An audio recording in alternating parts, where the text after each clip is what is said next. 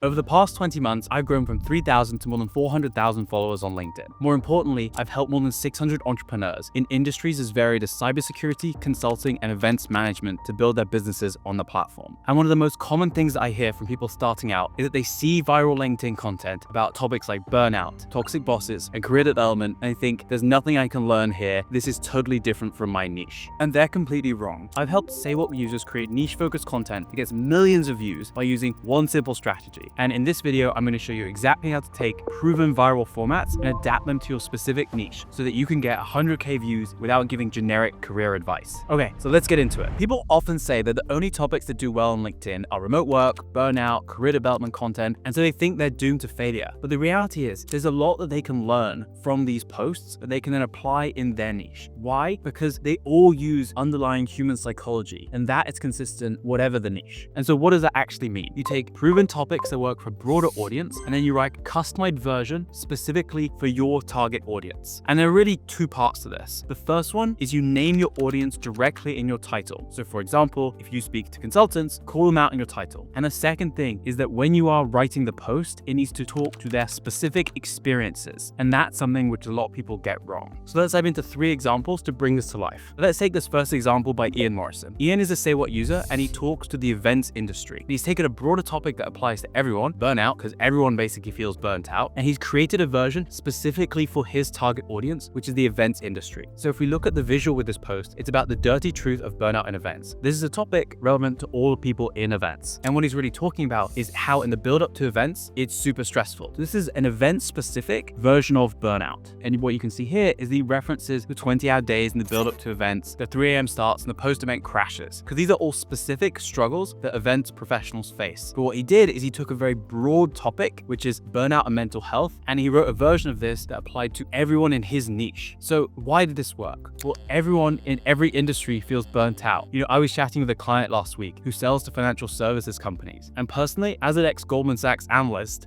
I'm 100% sure that a version of that post would work well for finance professionals as well. If you want to find proven topics like this and adapt them to your niche, I built Say What to do exactly this. You can search trending content and sort by likes to find what's working. Click the first link in the description to start your free trial today. Okay, now on to the second example. This is really a perception versus reality post. These perform really well on LinkedIn, and you can apply them to tons of different niches. So Kobe is another Say What user, and what you see in this post is that on the left, you have the perception of marketing being about coloring it, and a hook which talks about how founders say to marketers just do socials. What he does here is he addresses how people often make fun of marketing. Well, actually, the job in marketing is a lot more than meets the eye. It's not just coloring it. It's market research, it's positioning, it's attribution, and it's trying to just fill up the funnel. So the underlying human psychology here is that most people think my profession is undervalued and misunderstood. And so what this post does is it calls that out by having on the left the perception of marketing, and on the right a long list of things that you have to do as a marketer. I've seen this post format work for niches as wide as enterprise IT architects, cybersecurity, data governance, tons. And I've even done a version myself for business owners. What happens is people feel seen by this. Okay, now on to the third example, Harsh Truths post. This post in particular by Claire Kitching is on the 10 harsh truths of data governance. And over your time on LinkedIn, you've probably seen a million harsh truths posts, and they're probably about things like career, leadership, maybe life. But what's magic here is that you can apply this to any niche and any target audience. You just have to name them in the title. And there's really 2 things that she does really effectively here. Number 1, she names the target audience in the title, anyone involved in data governance. And the second thing she does is that she makes them think, aha, that's so true, or I hadn't thought of that in the first 2 points. You see here we have the point, good data governance is invisible. That's probably something that made her target audience think that's so true. That made them repost it and made them share it. They felt seen in that moment. And if you notice the pattern with all 3 of these posts, it's about making people feel seen and understood. So why does this harsh truths post format work? Well, it's really like watching a horror film. You want to look away, but you also can't help but look back. Everyone wants to read harsh truths. So how do you actually apply this to your content? Well, there's really a 2-step system here. Step 1 is you find proven topics by either searching trending content on Say What and sorting by likes or reposts, or by studying successful creators in other niches and identifying patterns. One of the things I do is I drop ideas that I find in the Say What community. I will literally do this every Sunday. I will sit down and I will just look through what content is trending, and I'll try and spot patterns that can be generalized that I can share with the Say What community and use myself in my content. So say then you found some idea and you think, okay, I want to apply this to my target audience. What do? Well, there are really a couple things you do. The first one that I've mentioned a few times is that you name your audience directly in the title. So you take something like harsh truths, and if you're selling to consultants, you go harsh consulting truths. And the second thing you do is that you make the body of the content really specific to their industry experience. The place where I see this often go wrong is that people then name their target audience, but they write something pretty generic in the body of the post. And really the feeling you want people to have when they read this is that's so true, or I hadn't thought of that, because it's those two thoughts that really make people resonate with content. So just look at it, and when you're organizing your points on a page and you want to put the points with the most aha factor at the top, because that's when you need to get people in. You get them with the title, and then you get them with the first 2 points where like, yes, I completely resonate with this. And that's how you adapt viral formats to your specific audience. And really, what is the core psychological principle here? Well, it's that people engage most with content that feels specifically relevant for them. So when they see themselves named in the title, they stop scrolling because they know that you've made this just for them rather than for the general audience of people on LinkedIn. So those posts about burnout, feeling undervalued, and harsh truths, they aren't just random viral content. They're all using proven formulas that work across nearly every industry. The difference between Ian, Kobe, and Claire is that they made their posts hyper relevant to their specific audience by naming them in the title and addressing their exact struggles. You don't need to reinvent the wheel. Take what's already proven to work and customize it to your target audience. Now, if you want to browse Say.What's database of top performing content and find proven topics that you can adapt, click the first link in the description below to start your free trial today. And I'll see you in the next video.